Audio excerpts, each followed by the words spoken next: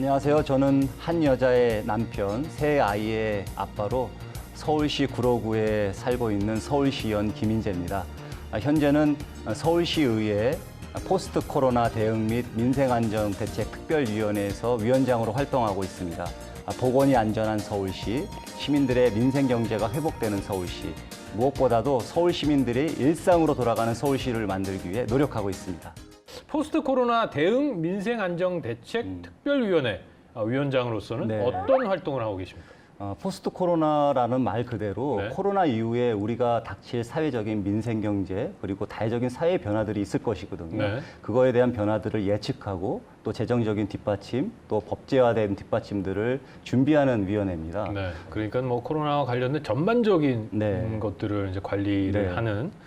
자, 의원님께서 발의에 참여한 조례 중에서요. 네. 가장 기억에 남는 조례를 한번 알아보는 시간입니다. 네. 키워드 조례 베스트 3, 3위부터 확인해 보겠습니다.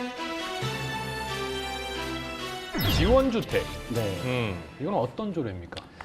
지원주택 공급 및 운영에 관한 조례인데요. 네. 우리 주위에 보면은 독립된 주거 생활을 하고 싶어도 연세가 많아서 노인 치매에 걸리신 분들 네, 네. 그리고 육체적 또 정신적 장애가 있으셔서 장애인 시설이라든지 네. 장애인 센터라든지 이런 시설에서 거주하시는 분들이 굉장히 많거든요. 네. 그분들이 함께 마을에서 살아갈 수 있는 환경들을 조성해주는 그래서 일상의 삶으로 돌아갈 수 있는 삶을 지원해주는 제도가 지원주택 제도의 가장 중심입니다.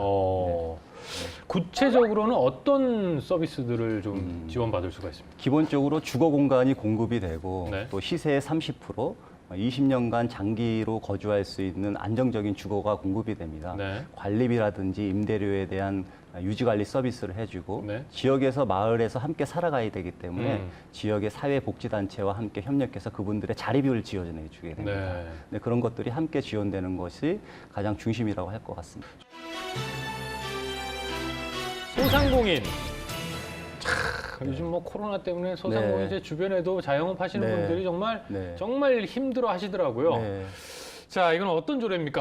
소상공인들이 어떤 어려움을 겪고 있는지 서울시에 등록된 소상공인들이 66만 개소가 삽니다. 네. 그분들이 일상적인 산속에서 또 경제활동 속에서 이와 같은 코로나의 어려운 생활 속에서 다시 자립할 수 있는 경제적인 지원 그리고 노동 환경을 개선하고 네. 또 새로운 상품들이나 새로운 서비스를 개발할 수 있는 그런 촉진 또 지원 제도를 이런 소상공인들한테 함께 지원해주는 네. 제도입니다. 네.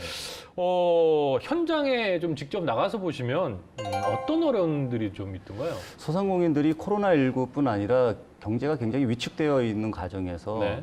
소비자들의 소비 심리들도 위축되어 있는 거거든요. 그렇죠. 기본적으로 아이들이 학교가 안 갈 때는 지역의 문방구가 장사가 안 되고 어른들은 외출을 하지 않으니까 세탁소가 안 되고 네. 또 외식을 안 되고 그러니까 임대료 또는 관리비 그 안에 인건비까지 내지 못해서 많은 빚을 지고 있었습니다. 그분들에 대한 안타까움들을 어떻게든 경제적인 안정이 될 수 있도록 지원해주고 싶은 마음에서 네. 이번 조례를 만들게 됐습니다. 이 조례가 지금 뭐 일단은 뭐 키워드 조례 2위에 올라 있지만 네. 요즘 같은 현실에서는 뭐 그냥 1위에 올라도 글쎄요. 네. 가능할 만큼 굉장히 중요한 내용이 아닌가 네. 생각이 듭니다. 네, 맞습니다. 청년주택. 네. 오늘은 이제 주택으로 시작해서 주택으로 끝나는데요. 네. 자, 어떤 조례입니까? 청년주택. 청년들의 일상 속에서 가장 중요한 것이 잠자리거든요. 그렇죠. 네, 청년들의 잠자리의 비용이 너무 비싸고 네. 또 너무 취약합니다. 네. 지옥고로 표현되는 그 청년들의 주거의 열악한 환경들을 개선하고자 네. 청년들의 서울시의 거주의 삶 속에서 가장 기본이 되는 청년들의 주거를 책임지자라는 차원에서 청년주거 기본조례를 제정하게 되었습니다. 네. 자, 지금의 청년 세대를 주거 빈곤층이다라는 표현이 참 네. 씁쓸합니다. 네. 의원님께서는 청년 주택 문제에 관해서 원래 좀 관심이 있으셨나요? 네, 처음에 청년 시절에 서울에 올라왔을 때 옥탑방에서 청년 네. 시절을 시작을 했습니다. 네. 서울의 첫 살이었는데요. 네.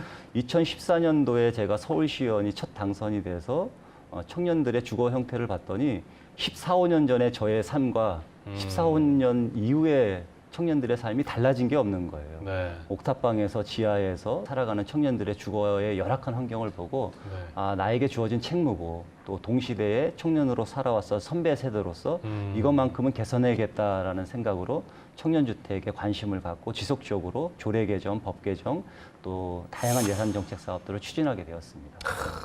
그렇다면 의원님께서 진행하신 청년주택 정책 중에서요. 네. 가장 기억에 남는 게 있다면 어떤 게 있을까요? 청년주택을 지으려고 했더니 서울시에 땅이 없습니다. 땅이 너무 비싼 거예요. 그렇죠. 그런 가운데 여러 고민을 하다가 지역에 보면 동주민센터가 굉장히 허름하고 네. 동주민센터를 새 건물로 지어주기 원하는 주민들도 굉장히 많거든요. 네, 네. 그거에 착안해서 주민센터를 헐고 네. 거기에 청년주거를 올리고 또 밑에 지상부는 청년주거와 또 지원주택 그다음에 주민센터가 함께 어우러진 복합 형태의 행정센터를 만들면 어떻겠냐라는 생각으로 네. 구로구 오류동에 주민센터와 결합된 청년주거가 들어왔습니다. 이것이 전국의 최초 사례고 네. 국토부 장관도 이 사례를 직접 현장에서 보고 가셔서 정부 사업으로 이 사업을 하겠다라고 해서 정부에서도 이 사업을 추진하고 있습니다. 의정활동 하시면서 지역구인 구로도 네. 많은 변화가 좀 있었을 것 같습니다. 어떻습니까? 구로구에 많은 변화가 있는데요. 네. 다양한 복합센터 또는 다양한 문화, 체육활동 그리고 10분 동네 프로젝트. 제가 살고 있는 집 안에서 10분 거리에 아이들의 다양한 공공도서관이라든지 청년들의 다양한 플랫폼 시설들, 네. 지역의 어른들이 함께 일할 수 있는 50플러스 센터라든지 네. 또 지역 주민들이 함께 마을에서 뭔가를 커뮤니티 활동할 수 있는 지역 공동체 사업 이런 것들이 구로구에서 변화로 지금 일어나고 있습니다. 여기는 안 나왔지만 네. 앞으로 이런 조례는 내가 한번 만들어보고 싶다 하는 게 있다면 어떤 게 있을까요? 무엇보다도 코로나19 장기화에 따른 소상공인들을 더 지원해 줄 수 있는 제도입니다. 현재 네. 국회에도 소상공인들이 행정명령으로 인한 영업 제한 그런 활동으로 인해서 손실을 많이 보고 있거든요. 그렇죠. 이분들에 대한 손실 보상을 해주는 것 그리고 이전에 피해봤었던 영세 자영업자라든지 소상공인들에게 손실 보상을 소급 적용해주는 문제 이런 것들을 중앙정부에서 추진해주면 우리 지방인 서울시에서도 함께 소상공인들의 손실 보상과 피해 보상을 함께 예산으로 뒷받침하겠다. 이것들을 이번 임기 내에 꼭 해보고 싶습니다. 네. 울타리가 있어야 네. 좀 버림받은 느낌이 안 들 것 같아요. 네, 맞습니다. 너무 힘들고 네. 그러면 사람이 네. 좀 그렇게 좀 버림받은 느낌도 들 수가 있잖아요. 네. 이 나라의 같은 국민인데. 그럼요. 어려울 때 그 어려움을 함께 나눌 수 있는 친구가 진짜 친구이처럼 국민들이 어려움을 겪을 때 그 어려움을 보호해주는 것이 국가다라는 것이 국민들의 마음속에 전해졌으면 좋겠습니다. 좋습니다. 네. 자, 그럼 앞으로 시의원으로서는 어떤 정치인이 되고 싶으십니까? 새로운 길을 개척하는 서울시의원이 되고 싶습니다. 새로운 길로, 새로운 대안으로 우리 시민들의 삶 속에 법으로, 예산으로 뒷받침해주든 현장에서 정말 답을 찾는 새로운 길을 만드는 그런 서울시의원이 되고 싶습니다. 마지막으로 네. 저희 메이드 인 서울시의 공식 클로징 질문 드리도록 하겠습니다. 김인재 의원님께서 만들어갈 서울시는 어떤 모습입니까? 시민이 가장 행복한 서울시입니다. 네. 너무 상투적인 말이기도 하지만 가정의 삶이 가장 행복했을 때 사회의 삶이 가장 안정되고 행복한 것 같습니다. 시민들의 코로나19와 또 재난 환경 속에서 가정이 보호받고 내 기본적인 안정된 생활을 할 수 있을 때 기본적인 서울의 미래가 안정될 것이라고 생각하고 있습니다. 시민들이 행복하고 미래가 안정된 아이들이 꿈꾸는 세상을 한번 만들어 보고 싶습니다.